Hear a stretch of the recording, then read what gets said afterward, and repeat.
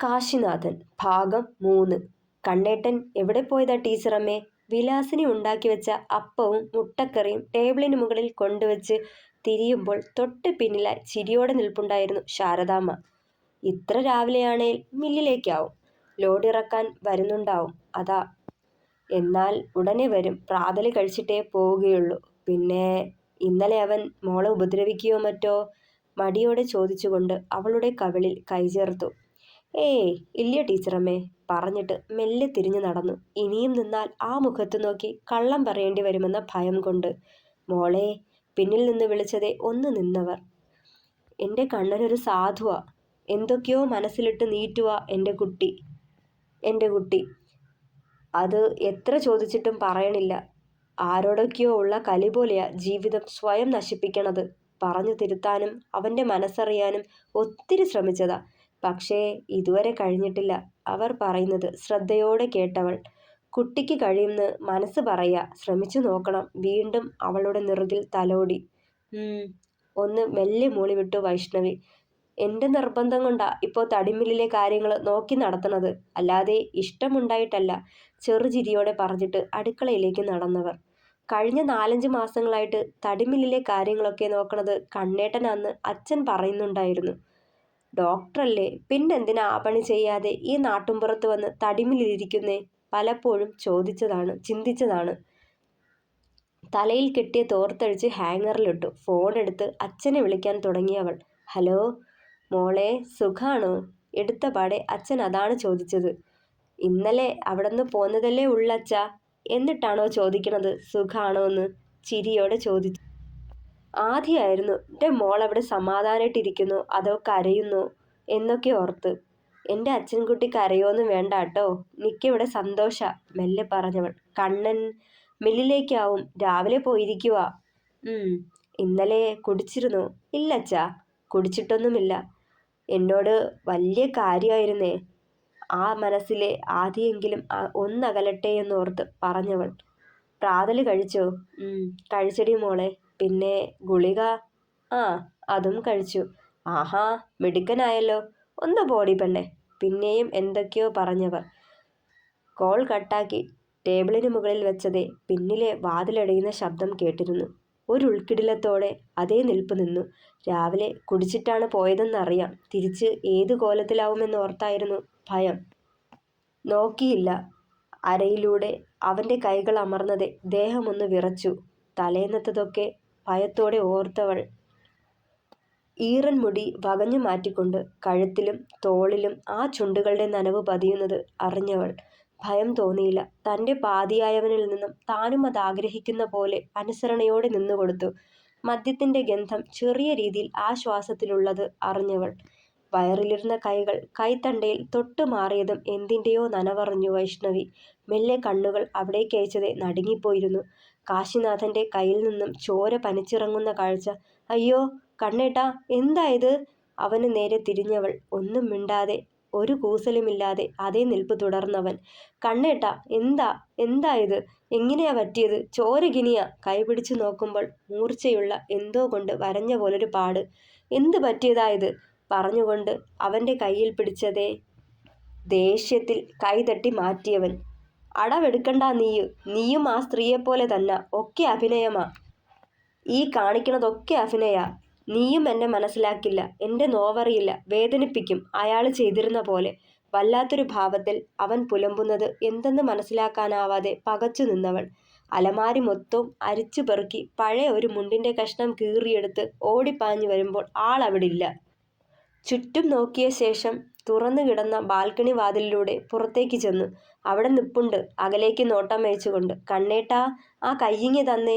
പിറയോടെയാണ് പറഞ്ഞത്. എങ്ങനെ പ്രതികരിക്കുമെന്നറിയില്ലല്ലോ. അതേ നിൽപ്പ് നിന്നവൻ കേട്ട ഭാവം നടിക്കാതെ. പിന്നൊന്നും നോക്കിയില്ല. അരികിലേക്ക് ചെന്ന് കൈ പിടിച്ചെടുത്ത് മുറിവ് കെട്ടാൻ തുടങ്ങി. രണ്ടും കൽപ്പിച്ചെന്ന പോലെ. എതിർത്തില്ല. അവളെ തന്നെ നോക്കി നിപ്പാണെന്ന് തോന്നി വൈശുവിന്. എന്നിട്ടും തിരിഞ്ഞു നോക്കിയില്ല. മുറിവ് കെട്ടിക്കഴിഞ്ഞു മെല്ലെ ഒന്ന് നോക്കിയവൾ. നിനക്ക് ഞാൻ ചേരില്ല വൈഷ്ണവി. എൻ്റെ ജീവിതത്തിൽ നിന്ന് രക്ഷപ്പെട്ടോ നീയെങ്കിലും. വെറുതെ നിന്റെ ഭാവി കൂടി തുലയ്ക്കാതെ, മെല്ലെ പറഞ്ഞിട്ട് താഴേക്ക് നടന്നവൻ. അവനെ ഒട്ടുമേ പിടികിട്ടാത്ത പോലെ തോന്നി വൈഷ്ണവിക്ക്. താൻ കരുതുന്നത് പോലെയല്ല കണ്ണേട്ടൻ. എന്തൊക്കെയോ ഉണ്ട് ആ മനസ്സിൽ. മുറിവുകളാണോ അതോ നോവുകളാണോ ഒന്നും അറിയില്ല ഓർത്തവൾ. താഴേക്ക് ചെല്ലുമ്പോൾ കാശിനാഥനൊഴിച്ച് എല്ലാവരും ഡൈനിങ് ടേബിളിന് മുന്നിൽ നിരന്നിരിപ്പുണ്ട്.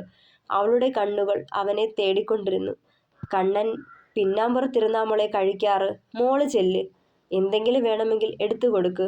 അവളുടെ കണ്ണുകൾ അവനെ തിരയുകയാണെന്നറിഞ്ഞതുപോലെ ശാരദാമ്മ പറഞ്ഞു. അവൾ മുന്നോട്ട് നടക്കാനും തുടങ്ങി.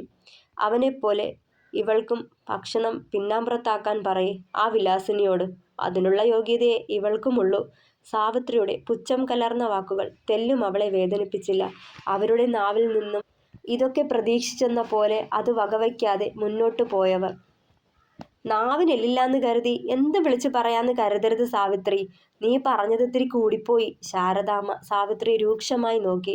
അതിന് ചുണ്ടുകോണിച്ച് ചിരിക്ക മാത്രം ചെയ്തവർ. ചന്ദ്ര, വിവരവും വിദ്യാഭ്യാസവും ഉള്ളവളല്ലേ നിന്റെ ഭാര്യ. പക്ഷേ വകതിരിവ് ലേശമില്ല. അല്ലെങ്കിൽ ഇങ്ങനെ സംസാരിക്കില്ലല്ലോ. ചന്ദ്രശേഖരന്റെ മുഖത്തു നോക്കി തന്നെ അവർ പറഞ്ഞു. ഒന്നും മിണ്ടിയില്ല. മുഖം കുനിച്ചിരിക്ക മാത്രം ചെയ്തയാൾ.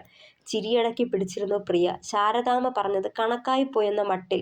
അതേ ഭാവം തന്നെയായിരുന്നു ആനന്ദിലും.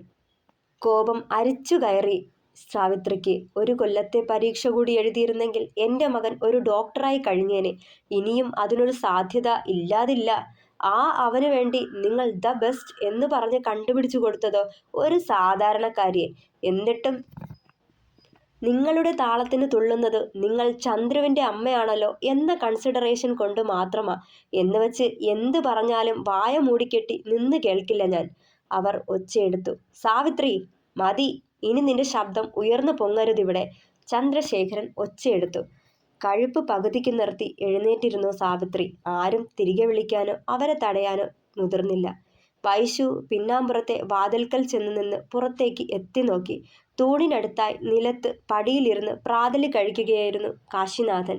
വീട്ടിലെ തള്ളപ്പൂച്ച 2 കുഞ്ഞിപ്പൂച്ചകളുമായി വന്ന് അവൻ്റെ കാലിൽ മുട്ടിയുരുമുന്നുണ്ട്. അത് ആസ്വദിക്കുന്ന കണക്ക് നറുചിരി അവൻ്റെ ചുടികളിലെ പൊതിഞ്ഞു. ആ ചിരി ആദ്യമായി കാണുന്ന പോലെ നോക്കി നിന്നു വൈഷ്ണവി. അവൻ്റെ ഇതുവരെ കാണാത്ത മറ്റൊരു ഭാവം അവളിൽ കൗതുകമുണർത്തി. എടി കൊതിച്ചിപ്പാറോ, നിന്റെ വിശപ്പടങ്ങിയില്ലേടി? മെല്ലെ ചോദിച്ചുകൊണ്ട് ആ തള്ളപ്പൂച്ചയുടെ പതുപതുത്ത ദേഹത്തോട് വിരലോടിച്ചവൻ. അവൻ്റെ ആ പ്രവൃത്തിയിൽ കൗതുകത്തോടെ നോക്കി നിന്നു വൈഷ്ണവി. ഉടനെ 2 കുഞ്ഞിപ്പൂച്ചകളും അവനടുത്തേക്ക് വന്നിരുന്നു. പ്ലേറ്റിൽ ശേഷിച്ച ഒരപ്പത്തെ 3-4 പങ്കായി പിച്ചെടുത്ത് നിലത്തേക്കിട്ടു.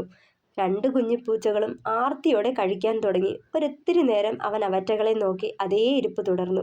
കയ്യിലെ മുറിവിലേക്കാണ് ഈ സമയം വൈഷ്ണവിയുടെ കണ്ണുകൾ ചെന്നത്. വല്ലായ്മ തോന്നി. എന്ത് പറ്റിയതെന്ന് ചോദിക്കാൻ വെമ്പി മനസ്സ്. പക്ഷേ എങ്ങനെ പ്രതികരിക്കുമെന്ന് അറിയില്ലല്ലോ. അതോർത്തതെ മിണ്ടാതെ നിന്നു. മെല്ലെ എഴുന്നേറ്റ് കൈകൾ കഴുകി തിരിഞ്ഞതും അവൻ്റെ കണ്ണുകൾ അവളുടെ വിടർന്ന കണ്ണുകളിൽ ഉടക്കി. അതുവരെ അവൻ്റെ മുഖത്ത് തെളിഞ്ഞു നിന്ന പുഞ്ചിരി വേഗന്ന് മാറി. രൂക്ഷഭാവം തെളിഞ്ഞു ആ മുഖത്ത്. കണ്ണുകളിൽ രൗദ്രത വന്നതെ തെല്ലൊന്നു ഭയന്നു വൈഷ്ണവി. കഴിച്ച പ്ലേറ്റ് സ്വയം കഴുകിയെടുത്ത് അകത്തേക്ക് നടന്നു. പൂച്ചകളോട് മാത്രമേ സംസാരിക്കുള്ളോ കണ്ണേട്ടാ? പിന്നിൽ നിന്നും പതിഞ്ഞ ശബ്ദത്തിൽ അവളത് ചോദിച്ചു കുറുമ്പോടെ. ഒന്ന് തിരിഞ്ഞു നോക്കുകൂടി ചെയ്യാതെ പ്ലേറ്റ് കൊണ്ട് ഇരുന്നെടുത്ത് വച്ചു. ഇട്ടിരുന്ന ടീഷർട്ടിൻ്റെ തുമ്പ് പിടിച്ച് ചുണ്ടു തുടച്ചുകൊണ്ട് മുന്നോട്ട് നടന്നു. മോള് കഴിക്കണില്ലേ? അവൻ്റെ പിന്നാലെ പോയവളെ വിലാസിനി പിടിച്ചു നിർത്തി.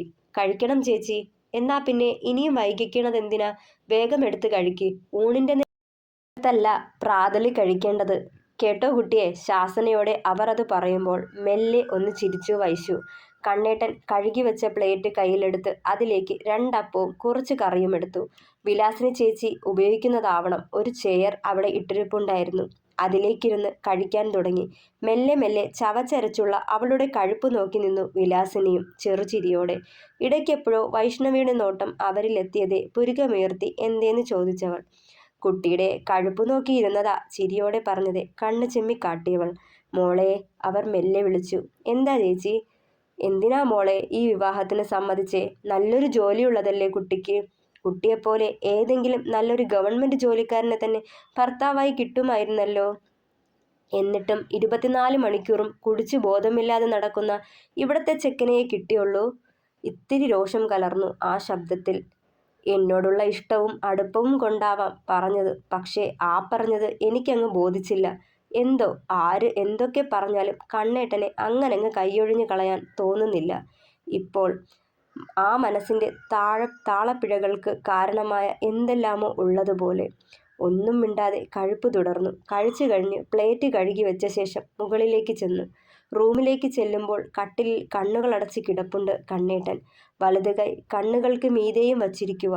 മെല്ലെ അടുത്തേക്ക് ചെല്ലുമ്പോൾ കണ്ടു ഇരു കണ്ണുകളിൽ നിന്നും ചെന്നിയിലേക്ക് ഇറങ്ങുന്ന കണ്ണുനീർ തുള്ളികളെ. ആ കരച്ചിലെൻ്റെ നെഞ്ചിലേക്ക് ആഴ്ന്ന പോലെ തോന്നി. എന്തൊക്കെയോ താങ്ങാനാവാത്ത നൊമ്പരങ്ങൾ ആ മനസ്സിനെ നോവിക്കുന്നുണ്ടെന്ന് ഉറപ്പിച്ചു ഞാൻ. അതൊക്കെ എവിടെന്ന്, അല്ലെങ്കിൽ ആരിൽ നിന്ന് ചികഞ്ഞെടുക്കാമെന്നത് ഓർത്തു നെടുവീർപ്പെട്ടു. അത് കേട്ടിട്ടെന്ന പോലെ പെട്ടെന്ന് കൈകൾ മാറ്റി കണ്ണുകൾ തുറന്നു കാശിനാഥൻ. അവളെ കണ്ടതെ മുഖം തിരിച്ചു കളഞ്ഞു. തിടുക്കത്തിൽ എണീറ്റ ശേഷം കണ്ണുകൾ അമർത്തി തുടച്ചു. നേരത്തെ എടുത്തു വെച്ച കാർട്ടൺ ബോക്സിൽ നിന്നും മദ്യക്കുപ്പി വീണ്ടും എടുത്ത് തുറക്കാൻ തുടങ്ങി. കണ്ണേട്ടാ വേണ്ട. ഓടി അവനരികിലെത്തിയവൾ അവനെ തടഞ്ഞുകൊണ്ട് ആ മദ്യക്കുപ്പിയിൽ പിടുത്തമിട്ടു. മുഖം വലിഞ്ഞു മുറുകി കാശിനാഥൻ്റെ. പല്ല് ഞെരിക്കുന്ന ശബ്ദം കേട്ടവൾ. എന്നിട്ടും പിടിയയക്കാൻ തോന്നിയില്ലവൾക്ക്. മാറി നിക്കടി, പറഞ്ഞതാ ആ സ്ത്രീയുടെ വാക്കും കേട്ട് എന്നെ ഭരിക്കാൻ വരരുതെന്ന് അലർച്ചയോടെ പറഞ്ഞുകൊണ്ട് അവളെ പിടിച്ച് തള്ളിയിരുന്നു. ബെഡിലേക്കൊന്ന് വീണുപോയവൾ എഴുന്നേറ്റതും കുപ്പി തുറന്ന് മദ്യം വായിലേക്ക് കമഴ്ത്തിയവൻ തുടരും.